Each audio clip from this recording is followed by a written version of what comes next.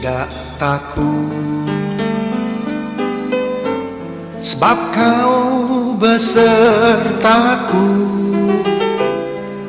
Ku tidak bimbang, sebab Engkau Allahku. Engkau meneguhkanku, bahkan menolongku. Kau batu karangku, Yesus Tuhan. Shalom, jemaat yang Tuhan Yesus kasihi. Puji Tuhan, hari ini kita akan belajar lagi dari firman Tuhan. Mari kita, sebelum mendengarkan firman Tuhan, kita berdoa. Bapa di sorga, tiba saatnya kami akan mendengarkan firman-Mu. Roh Kudus memimpin kami, menyertai kami, sehingga firman Tuhan ini tidak berlalu begitu saja, tapi menjadi berkat dalam kehidupan kami. Dalam nama Tuhan Yesus kami berdoa. Haleluya. Amin.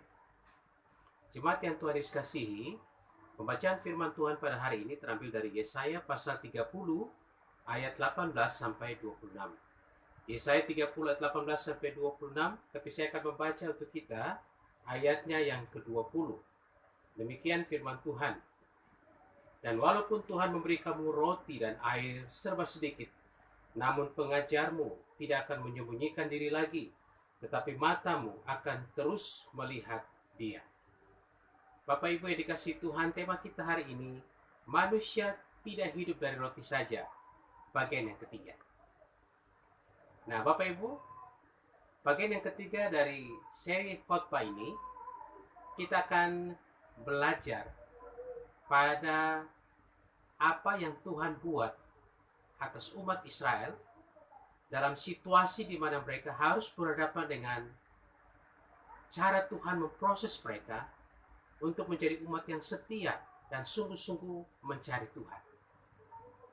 Pada masa ini, walau kehidupan kita tidak seperti yang dialami oleh umat Israel yang hidup di pembuangan pada waktu itu, tetapi konteks kenyataan hidup yang dialami tidak jauh berbeda. Kita diperhadapkan dengan situasi yang sulit oleh karena pandemi saat ini yang terjadi. Banyak usaha yang harus gulung tikar. Banyak pengusaha harus mem-PHK-kan karyawan mereka oleh karena penurunan produksi, dan saat ini semua menjadi serba susah.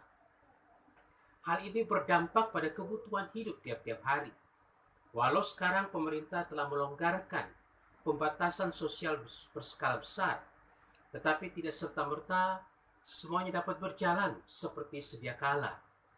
Semua dapat menjadi sebuah pergumulan tersendiri di tengah-tengah pandemi ini.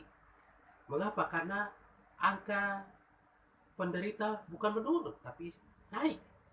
Dan kita tidak tahu sampai kapan situasi ini akan berakhir. Kita diperhadapkan dengan situasi-situasi yang kita tidak mudah untuk kita hadapi dan kita akan lalui. Nah Bapak Ibu, dari firman Tuhan yang kita baca hari ini, Tuhan ingin menyatakan 3 hal penting. Bagaimana Tuhan pelihara umatnya di tengah-tengah masa sulit, sehingga kita tahu bahwa manusia bukan hidup dari roti saja, tetapi Tuhanlah yang menjadi sumber kehidupan yang sesungguhnya bagi kita. Yang pertama Bapak Ibu, cara Tuhan untuk menyatakan kasih-Nya. Jadi di tengah-tengah kesulitan, selalu ada cara Tuhan untuk tetap menyatakan kasih-Nya. Kita bisa baca di ayat 18 dan ayat yang ke-19 dari pembacaan kita. Di sana Bapak Ibu, kita belajar bahwa kekurangan selalu diidentikan dengan situasi yang sulit. Banyak orang melihat pada kesulitan, tetapi mereka tidak melihat apa yang dapat mereka pelajari dari kesulitan yang mereka alami. Tuhan menghukum umatnya oleh karena mereka tidak hidup setia. Mereka tidak hidup sesuai dengan kehendak Tuhan. Walau Ia menghukum mereka, tetapi Tuhan tetap mengasihi mereka. Inilah yang Tuhan mau agar mereka belajar dari setiap keadaan yang mereka alami. Saat manusia mengukur kasih Allah dengan apa yang mereka sedang hadapi, itu artinya manusia sedang membatasi cara Allah bekerja dalam hidupnya. Orang yang mengasihi Tuhan tidak akan melihat apa yang sedang terjadi di depan mata mereka. Tetapi mereka akan terus menantikan pertolongan Tuhan. Mereka akan terus memohon campur tangan Tuhan dalam hidup mereka. Dan tetap menjalani kenyataan kehidupan bersama dengan keyakinan bahwa Tuhanku peduli. Tuhanku mengasihi aku. Tuhanku setia.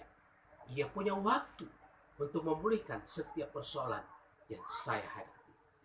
Ini yang pertama. Yang kedua, cara Tuhan untuk memproses iman kita. Kita bisa baca dalam ayat 20 sampai ayat 22. Bapak Ibu, keadaan yang serba kurang dialami bangsa Israel ketika mereka ada dalam pembuangan. Orang-orang yang biasa makan enak, orang-orang yang biasa hidup senang, makan minum, dan berpesta pora. Tapi saat itu mereka akan kehilangan semua. Mereka akan sulit untuk mendapatkan makan atau minum. Bahkan untuk memenuhi kebutuhan mereka pun akan sangat sulit untuk mereka dapatkan. Dan Bapak Ibu, ini merupakan sebuah pergumulan tersendiri. Dan ini menolong kita untuk melihat bahwa Tuhan memakai setiap situasi untuk memproses hidup umatnya. Selanjutnya, Tuhan sedang memproses umatnya. Ia hendak melihat hati mereka. Apakah mereka hidup mengandalkan Dia atau tidak? Atau hanya mengandalkan apa yang sifatnya sementara, seperti roti dan air? Apakah mereka akan belajar dari situasi yang sulit ini untuk semakin dekat dengan Tuhan, menyadari dosanya, dan bertobat? Atau sebaliknya, makin jauh dan melupakan Tuhan? Bapak Ibu yang dikasihi Tuhan, dalam Ulangan 8 ayat 3 dikatakan, jadi ia merendahkan hatimu, membiarkan engkau lapar, dan memberi engkau makan mana. Tujuannya supaya apa? Supaya engkau tahu bahwa hanya dari Tuhanlah engkau mendapatkan yang terbaik. Ini cara Tuhan memproses hidup umatnya, supaya semakin menyadari siapa yang harus mereka andalkan dalam hidup ini. Yang ketiga, cara Tuhan untuk memulihkan keadaan umatnya. Kita bisa baca di ayat 23 sampai 26.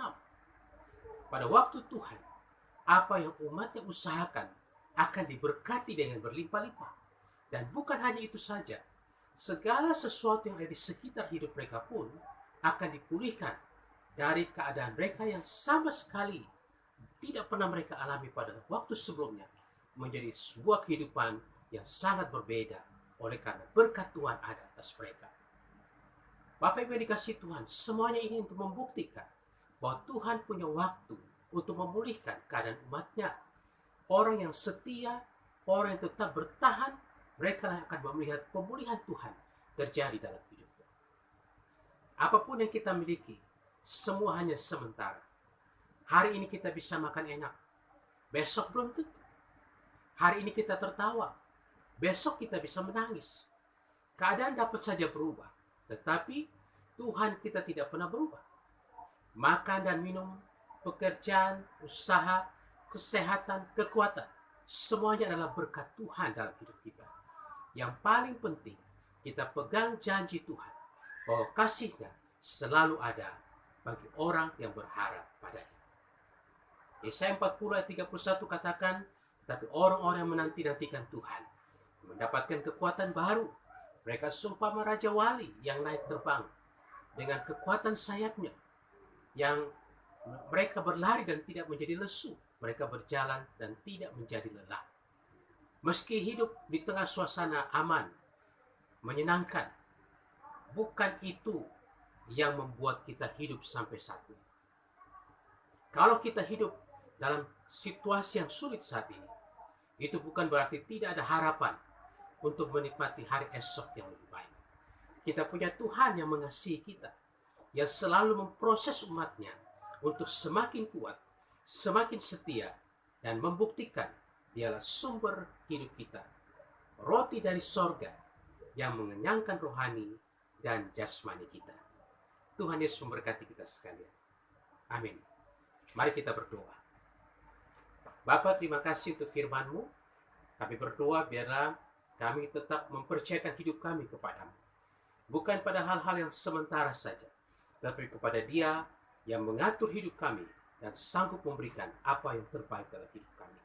Terima kasih Tuhan, Engkau telah roti hidup yang memberikan kekuatan, kesegaran, bukan hanya untuk jasmani kami, tapi juga menyegarkan rohani kami di tengah kesulitan kehidupan yang kami alami.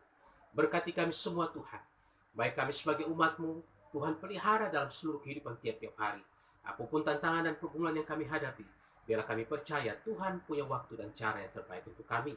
Terima kasih Tuhan, berkati usaha pekerjaan kami, berkati pelayanan gereja-Mu, berkati pimpinan kami di sinode dalam tugas tanggung jawab mereka. Berkatilah pemerintah bangsa dan negara kami di tengah-tengah situasi yang ada, agar dengan hikmat Tuhan, mereka dapat menyelesaikan setiap persoalan dengan baik dan mempermuliakan Engkau pada akhirnya. Kami menyerahkan seluruh kehidupan kami, umat-Mu Tuhan. Jaga, lindungi, pelihara kami, supaya kami terus menikmati kebaikan Tuhan yang tidak habis-habisnya dalam hidup kami. Kami mengucap syukur untuk firman Tuhan, dan biarlah jemaat yang dikasihi Tuhan, jalanlah hidupmu bersama dengan Tuhan, dan terimalah berkat-Nya. Biarlah kasih setia Tuhan yang tidak pernah berkesudahan, Allah Bapa di dalam Tuhan Yesus Kristus, dan penyertaan Roh Kudus akan memimpin menyertai seluruh kehidupan saudara, mulai dari hari ini, kekal sampai selama-lamanya. Amin. Shalom, Tuhan Yesus memberkati kita sekalian.